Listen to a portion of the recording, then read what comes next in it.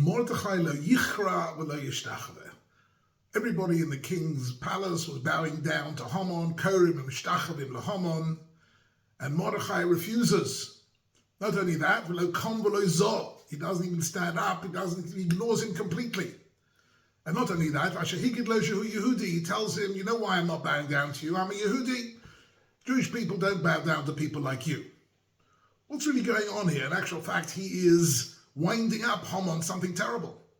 And indeed, the activities of Mordechai, the Pasuk in the Megillah tells us, really triggered off Haman's hatred and desire for his genocidal plan, Lahashmid Larug al-Abed es Kala Yehudim. What possibly could have justified Mordechai's attitude? And don't forget, Mordechai was one of the great Gedolim of that generation. Chazal tell us, the Gemara Megillah, that Mordechai was a member of the Anshe Knesses HaGedolah, which was the greatest group of Rabbonim and Jewish leaders of the time, including people such as Ezra and Nehemiah and Daniel and Chagai, Zachariah and Malachi. All of them were contemporaries of each other in the Anshe Knesses HaGedolah. Mordechai knew what he was doing. So why is he antagonizing Haman to such a degree when he knows that the policy of Klal Yisrael, particularly in the diaspora, is one of submission? Where do we learn that from? We learned it from Yaakov Avinu at the beginning of Vayishlach, that when Yaakov meets Esav and feels threatened by Esav, he bows down to him several times. Why doesn't Mordechai, a descendant of Yaakov, do the same thing in his relationship to Haman, a descendant of Esav? Why doesn't he follow that pattern?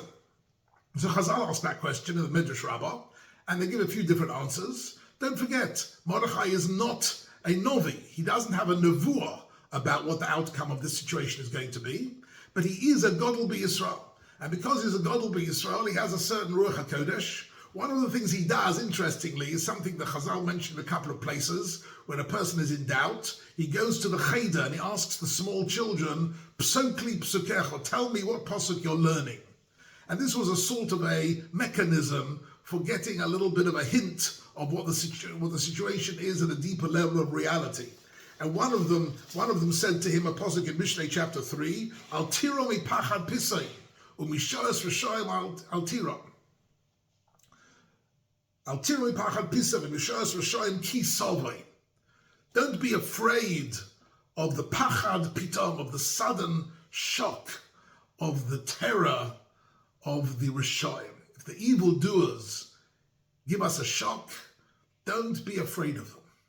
This is certainly a pasuk which we would do well to repeat ourselves a lot in contemporary times, 160 days after that fateful moment on October the 7th. Al tiro mi pachad pisah, don't live a life of fear. Umishos v'shoim tiro, don't feel that this is going to come upon us. Show us Rishoim, the destruction of the Rishoim. This pasuk in Mishlei is the origin of the word sho'ah, the destruction of the Rishoim. Don't be afraid of it. Kisova, because it won't happen. This is the message that this little child relays the pasuk to Mordechai. So he's giving him confidence that indeed the plans of Haman will not come to fruition. He asks the next kid, a second kid, what his pasuk is, and he said to him, a pasuk in Yeshaya chapter 8, Utsu eitzo b'sufar, dabru dova v'lo yokum ki imonu el. Utsu eitzo, they will plan all sorts of evil plans, v't too far. Too far comes from the word hofer atzas ayivenu. We daven in Avinu Malkeinu. HaKadosh Baruch Hu will annul and overturn any of the plans of our enemies. They'll make plans against us and they won't transpire. Ki imonu el, because Hashem is with us. So Mordechai got a chizuk from these psukim, but even these psukim are only a remez. These are not a real nevuah. Nevertheless, when he meets Esther, he says, I'm confident, supremely confident, that Hatzalah will come in Mokam Acher from somewhere else, and HaKadosh Baruch Hu will help us. What was the source really of Mordechai's confidence? I've spoken about this once or twice in the past, but I want to just mention here something very, very interesting. And that revolves around a comment by the Vilna Gaon answering the following question, which is actually a very fascinating question generally regarding Purim. And that is, the name of the Chag Purim is in fact very odd. It's a very strange name. But the Megillah itself tells us, Al-Kain Koru Ayomim Ha'ele Purim, Al-Shem HaPur. The name of the Chag was called Purim by Megillah Esther because of the Pur. What was the Pur? The Pur was Hu HaGoyro. Haman cast lots to see which day of the year, according to this lottery system, was the Jewish people were the most vulnerable, and he had the greatest chances of success of destroying them. Says the Vilna Gaon, you shouldn't think that this lottery was like a random lottery like most lotteries are. It wasn't. It was a supremely devised astrological mechanism, an astrological device of the highest order, which looked at the astrological signs for the Jewish people and decided that the 13th of Adar, they were at their weakest, and that was the time when they had least protection, they were most vulnerable, and that's where he could plan his terrible genocidal intentions, lahashmid, la'arul abeidus kala Yehudim. Says the Vilna Gaon, was he wrong? Did he make a mistake in his astrological predictions? And the answer, he says, is absolutely not. What he didn't know was something else completely, something much more profound.